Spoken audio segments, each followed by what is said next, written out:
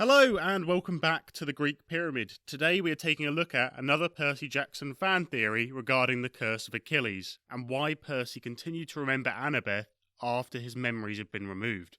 This theory I originally saw from Feral Tribble on Reddit, so credit to them for this theory. Let's jump straight into it. So, if we go back to the last Olympian, when Percy first gains the Curse of Achilles, we see his skin become impenetrable, whilst also increasing his speed and strength. He does this as he feels it's the only way to be able to defeat Kronos and Luke.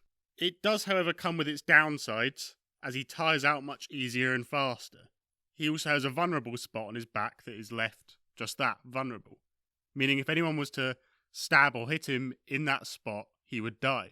In order to gain the Curse of Achilles, he had to take a dip in the river Styx, whilst creating an anchor point on his body, tying him to the mortal plane. He envisaged it as having a rope attached, keeping him tied to the living. He also had to envision one thing that does the same. Percy sees Annabeth as the thing that ties him to the living. So, how does this theory relate to this?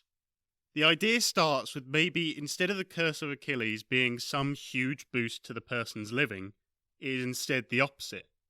The curse instead renders the bearer as close to death as possible whilst remaining alive. The Styx is, well, pretty dreadful for anyone to go in. If you're not prepared with your parents' blessing and your anchor point, your soul is going to be torn to shreds. So maybe when Percy anchored his body to one point and thought about Annabeth, it's pushed his soul into one vulnerable point, the rest of his body becoming invulnerable as it is in some way already dead, being killed by the dirty Styx water. So it can't be harmed by anything else, as nothing will surpass the damage of the Styx. As I mentioned a minute ago, if the anchor is hit, Percy dies. So in this theory, the small part of his soul in that spot would be killed. If we then fast forward to the son of Neptune, when Percy has had his memories erased, all he can remember is Annabeth. Maybe this was intentional by Hera, as if he forgets Annabeth, his tie to the living world, he might have faded away, with nothing to anchor him anymore.